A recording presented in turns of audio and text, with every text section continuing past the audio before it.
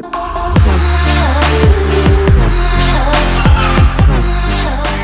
kids and preteens, this is Matt. And I'm Kathy. And we are September week 2 going through our series, Launch! That's right. And we're talking about taking initiative. And our life app is initiative. And initiative is seeing what God wants us to do and doing it. That's right. And all this month we're looking at Colossians 3:23 that says, whatever you do, work heartily as if for the Lord and not for man.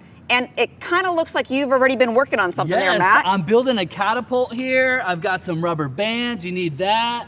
I've got some, what are these called? Popsicle sticks, craft sticks? Yes, craft sticks. Yep. Too bad there's not a popsicle on there. Right. This makes me really hungry. Some tiny rubber bands. We've got cotton balls. We've got ping pong. And we've done a lot of different contraptions here. We've got the spoon hanging off further.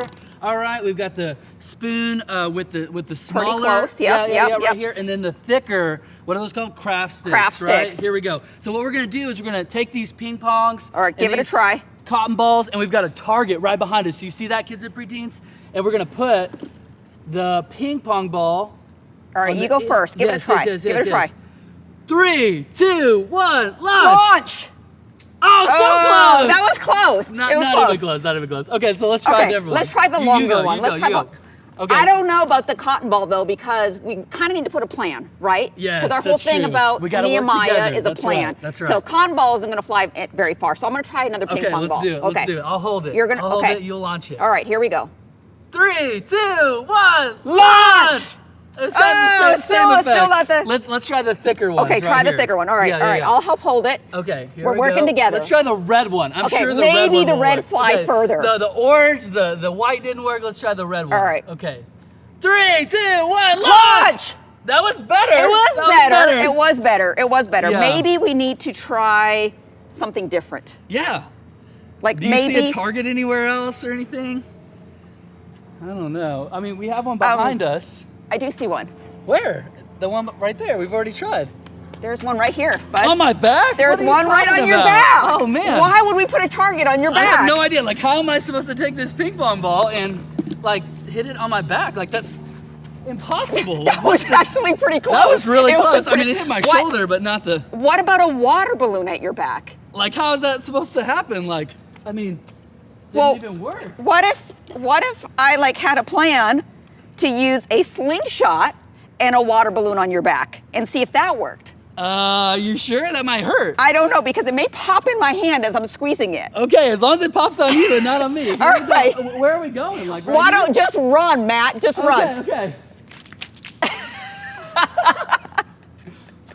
I think we should try that again. It worked. Okay. How about you just go a little bit further out and then I'll just... I'm going to try a different catapult. I'm going to try a different catapult. Okay. I'm going to try my arm that God created as a catapult. How about that? I like this one better. Okay. So am I running? Yeah, you're running. I'm moving a target. Okay. All right. You can run away from me, Matt. Okay.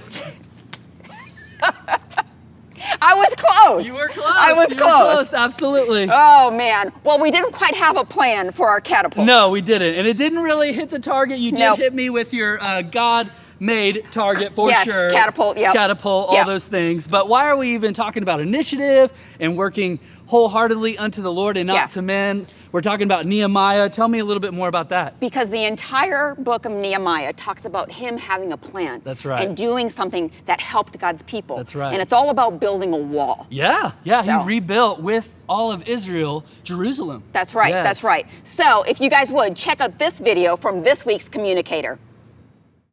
Hey kids and preteens, it's Ashley and I am so glad that you can join me online today. If you're watching this video, then I bet you can tell me that you're really good at focusing, whether that's with your schoolwork or maybe a challenging video game. I'm sure you have the ability to concentrate on the task in front of you.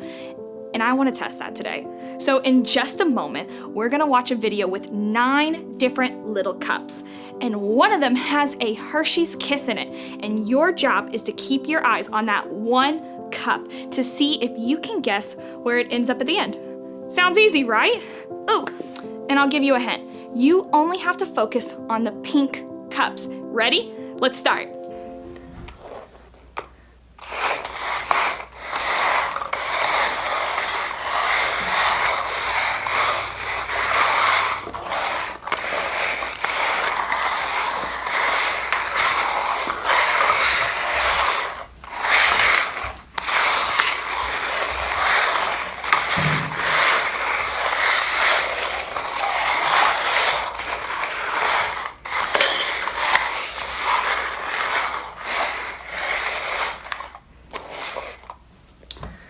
So can you guess where the Hershey Kiss is?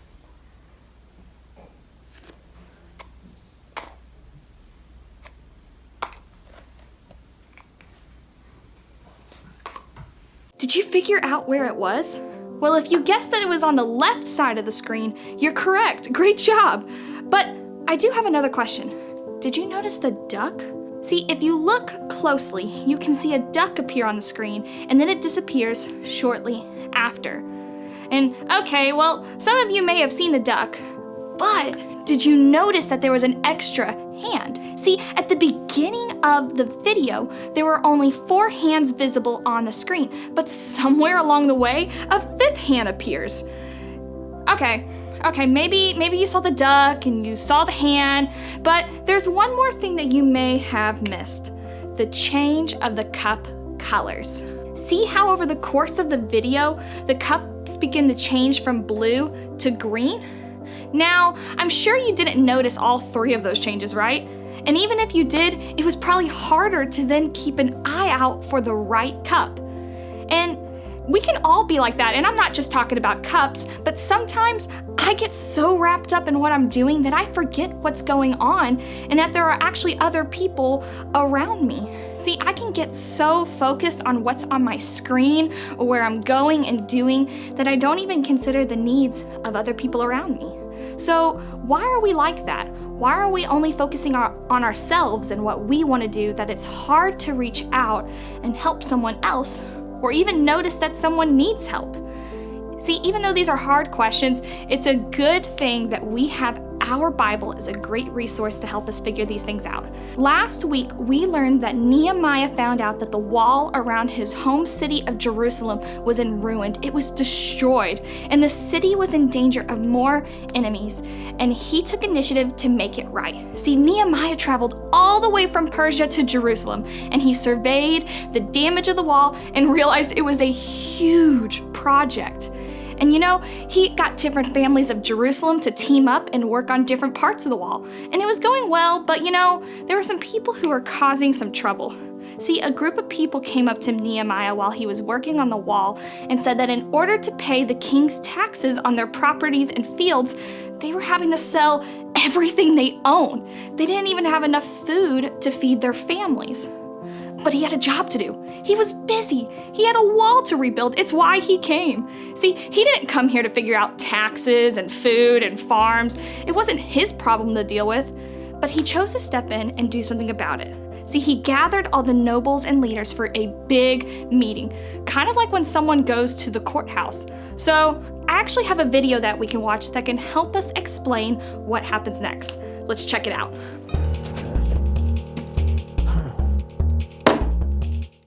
Come on, they didn't have courtrooms like this in biblical times. I know, just watch. Oh.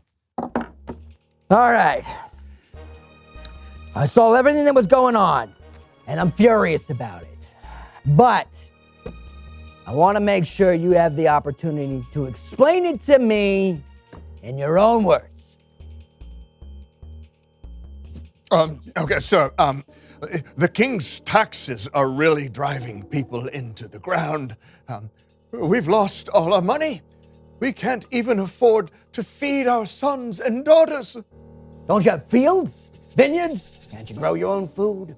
Well, we had to sell our fields and vineyards to pay our taxes, and we had to borrow the money from them. What can I say?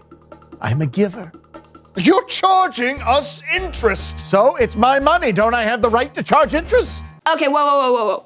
Let's stop the video for a second. Let me explain. The taxes were high, which forced people to borrow money. And if the people borrowed money, then those who gave it would charge them a really high interest. See, interest is extra money the people had to pay back. So imagine this. Interest is like if you borrowed $10 from me, and I made you promise to pay it back in 1 week. But with interest, you now owe me $15. Does that make sense now? Okay, back to the video. Okay! So you're charging the people interest. Don't you see how bad a time they're having? Hey, It's not my fault that they don't have the cash they need to keep their fields. Oh, so you took their fields. I did. And their vineyards. But hey, I feel for the people. I mean, they're my cousins. They're your own family? Does that seem fair to you? I don't know, maybe. We've had to sell our sons and daughters into slavery. We had nothing left to give. What's the matter with you? These people are in need, and you're taking advantage of them when they're at their lowest? Well, I see that, but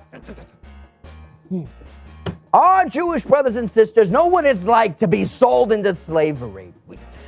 We went through so much to bring them back, and now you're forcing your own people right back into it. But Judge.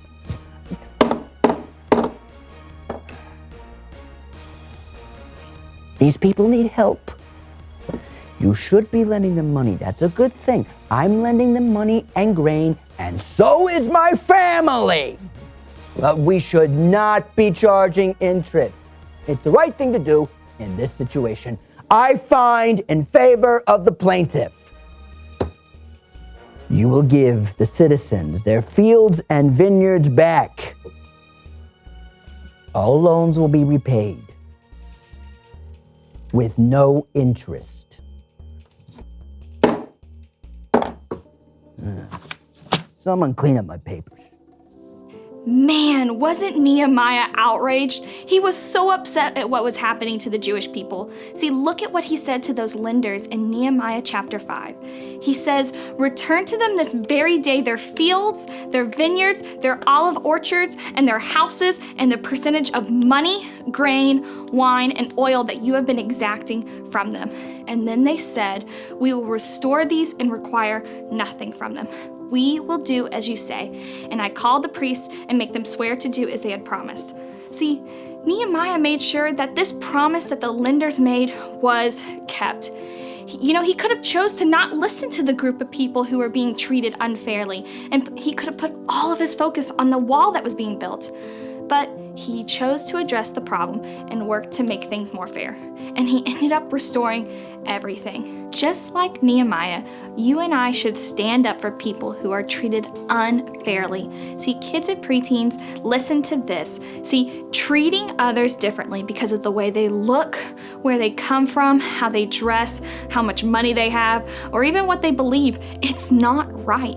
See, every person has been made wonderfully by God and should be valued as a person. See, that's how Jesus saw people, right? He hung out with the tax collectors, the lepers, and other people that society actually outcasted. They saw them as different and had bad reputations. But Jesus looked at them and saw how valuable they were, and he loved them no matter what. And he inspired them to love others as well. See, if we just take our eyes off of our own needs and what we want to do, and we actually see somebody else's issues and what they're going through, we can make a difference. So my challenge for you is this: who do you see being treated unfairly? What people need your help? And after you see them, what are you going to do about it? You can stand up for what is right. It doesn't matter what you have, how old you are, if you feel like there's just no way you can help. Let me tell you that you absolutely can. You can make an incredible difference in this world, but it starts with your mind. To believe that through God that you can make a difference, you can change people in your school, at home, friends, at soccer, and everywhere. So my challenge is, how can you make a difference in the lives around you? All right, kids and preteens, it was great getting to see you today, but I have to go, so I will see you guys next time. Bye.